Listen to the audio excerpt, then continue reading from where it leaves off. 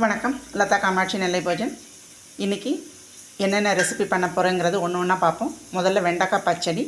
அதுக்கு stove on பண்ணி கடாயை வச்சாச்சு. ஒரு 50 ml நல்லெண்ணெய் ஊற்றிருக்கிறேன். நல்லெண்ணெய் கொஞ்சம் ஊற்றினா தான் நல்லாயிருக்கும். இதில் வந்து கடுகு, உளுத்தம்பருப்பு, வெந்தயம், சின்ன வெங்காயம், கருவேப்பிலை போட்டு முதல்ல தாளிச்சிக்கலாம். ஒன்று ஒன்றா பார்ப்போம். கட்டிக்காயும் வரமிளகாவும் சேர்த்துருக்கேன். கடுகு, உளுத்தம்பருப்பு, வெந்தயம், கட்டிக்காயம், வரமிளகாய், சின்ன வெங்காயம், கருவேப்பிலை. சின்ன வெங்காயம் நல்லா பொன்னிறமாக வறுத்தாச்சு. இப்போ நறுக்கி வச்ச வெண்டைக்காயை எண்ணெயில் வதக்கிக்கலாம். கொஞ்சம் அந்த வழுவழுப்பு தன்மை போகிற வரை கொஞ்சம் வதக்கிக்கலாம். வெண்டைக்காய் நல்லா அந்த எண்ணெயில் வதங்கி அதனோட வழுவழுப்பு தன்மைலாம் போயிடுச்சு. இப்போ வந்து மாங்காய், சின்ன வெங்காயம், தக்காளி, பச்சை மிளகா சேர்த்துக்கலாம். 2 வரமிளகா போட்டு தாளிச்சிருக்கிறேன். 2 பச்சை மிளகா நறுக்கி வச்சுருக்கிறேன். மிளகாப்பொடி பார்த்து போட்டுக்கோங்க. உப்பும் வரப்பும் உங்களுக்கு தேவையான அளவு போட்டுக்கோங்க. இப்போ வந்து இதுக்கு தேவையான தேங்காய், சீரகம் அரைச்சிட்டு வந்துடலாம். தேங்காய், ஜீரகம் அரைச்சாச்சு.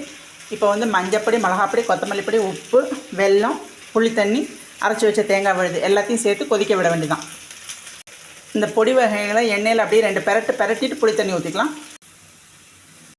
நல்லா கொதித்து பச்சை வாசம் போன உடனே எண்ணெய் பிரிஞ்சு வந்தோடனே மல்லிக்கருவேப்பிலை போட்டு இறக்குனா வெண்டைக்காய் பச்சடி ரெடி. வெண்டைக்காய் பச்சடியில் நல்லா கொதித்து எண்ணெய் பிரிஞ்சு வந்துட்டுருக்கு. இன்னும் ஒரு 5 நிமிஷம் கழித்து ஆஃப் பண்ணிவிட்டு பச்சை கருவேப்பிலை போட்டுற வேண்டியதான். அடுத்து வந்து சேனக்கிழங்கு கூட்டு இது ரைஸில் பிசைஞ்சு சாப்பிட்றதுக்கு துவரம்பருப்பு 100 கிராம் எடுத்து நல்லா கழுவிட்டு மஞ்சப்பொடி, கட்டிக்காயும், விளக்கெண்ணெய் போட்டு வேக வச்சாச்சு.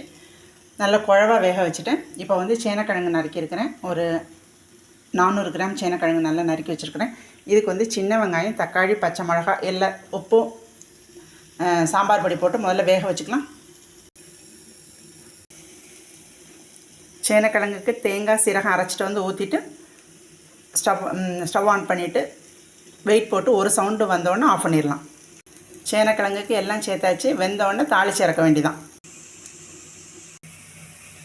பச்சடிக்கு நல்ல எண்ணெய் பிரிஞ்சு வந்துருச்சு. இப்போ பச்சை கருவேப்பிலை போட்டு ஆஃப் பண்ணிட வேண்டியதான். அடுத்து பீக்கங்காய் துவையல். நல்லெண்ணெயில் உருட்டு பருப்பு, வரமிளகா வறுத்துக்கலாம். ஒன்று ஒன்றா பார்ப்போம். சின்ன வெங்காயம் சேர்த்துக்கலாம். தக்காளி, பச்சை மிளகா சேர்த்துக்கலாம். பீக்கங்காய் சேர்த்துக்கலாம். புளித்தண்ணி சேர்த்துக்கலாம். எல்லாம் நீங்கள் எடுத்துருக்கிற அளவுக்கு தகுந்த மாதிரி பொருள் எடுத்துக்கோங்க. துவையலுக்கு தேவையான உப்பு சேர்த்துக்கலாம். புளித்தண்ணி கொஞ்சம் அந்த பச்சை வாடை போனோடனே தேங்காய் பூ போட்டு ஆற வச்சு மிக்சியில் அரைக்க வேண்டியதான்.